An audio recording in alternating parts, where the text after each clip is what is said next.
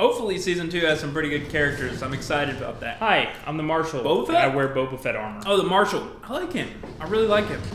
Hello, I'm Bo-Katan. Bo-Katan? And if you don't know No way. now you do. That's awesome. That's really awesome. Okay. Ahsoka. I'm Live Ahsoka. action. Where did I leave Grand Admiral Thrawn? What? Boba Fett. Boba Fett. The Boba Fett. The helmet wearing Mandalorian Boba Fett. The original. Luke! Oh my god! I love Luke!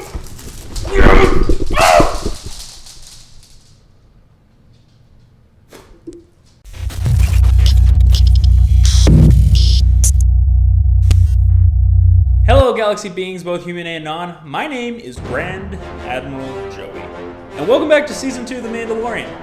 Just kidding, this is the first week that we're not getting another episode of The Mandalorian in Season 2. But dang, what a ride has it been. It seemed like the producers were just ready to unleash every character they could into this season. And you know what? I'm okay with that. It just seemed like every episode they had a character come in, drop the mic, just for the next episode character to come in, drop the same mic, rinse and repeat, and it was just nuts. So let's reel that all in and talk about the best moments from The Mandalorian Season 2.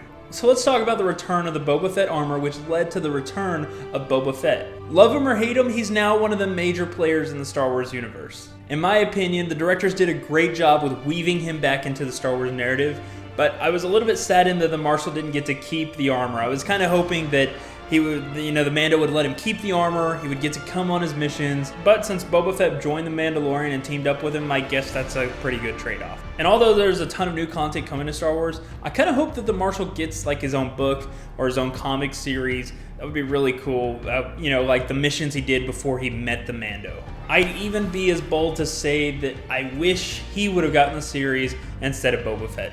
I said it. Next, we did see a scene where the Mando went to animatedapparel.com and used the offer code Joey, and he got 20% off his next Star Wars t-shirt. That's pretty cool. Hey, actually, Joey, They didn't do that? yeah, they didn't do that. You sure? Yeah, you can't say that. Nah, they did that.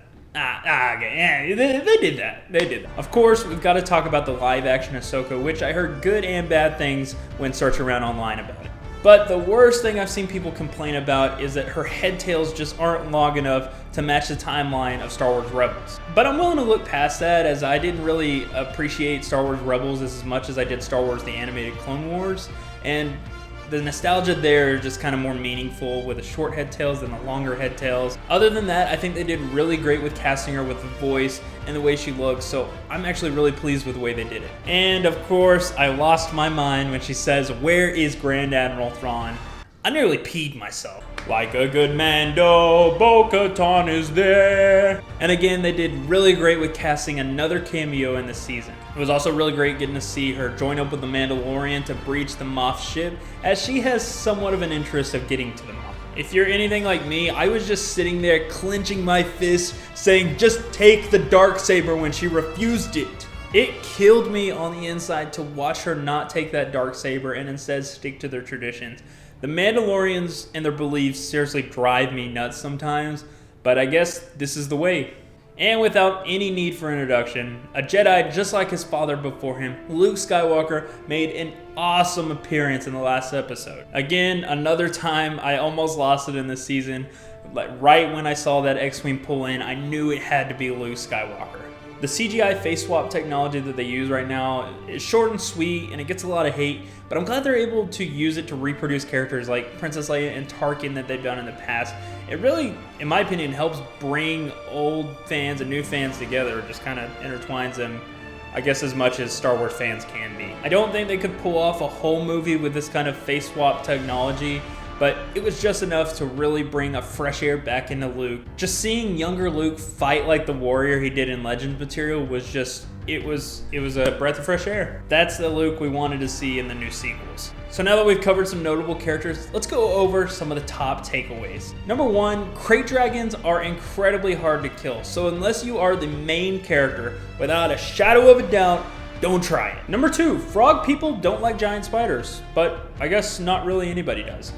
Number 3, the eggs from those same frog people are probably pretty delicious, and I have to assume they have the same consistency as like boba tea beads, but just like huge. Number 4, always assume your boss is out to get you. Number 5, always assume that Grand Admiral Thrawn is out there lurking, because the Moffs have to answer to somebody. Number 6, Dark Troopers are deadly. They are out to get you, but the good news is there's not much you can do about it. Number 7, diving headfirst into an active Jedi beacon is only okay if you're wearing full Beskar armor. Trust me, don't do it the other way. I already did. It didn't work. Number 8, your traditions and beliefs should never get in the way of you doing the right thing. A good example is Mando taking off his armor to put on the trooper armor. That example, no Katan saying, I don't want the Darksaber. Did I mention fire doesn't work on Dark Troopers? It only aggravates them, but don't worry about it. Number 10, hallway lightsaber slaughtering scenes will never get old. I mean, the Skywalkers, they've branded that by now.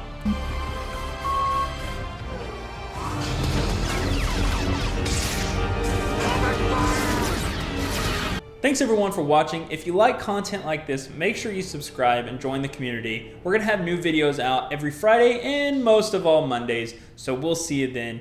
The Force will be with us all.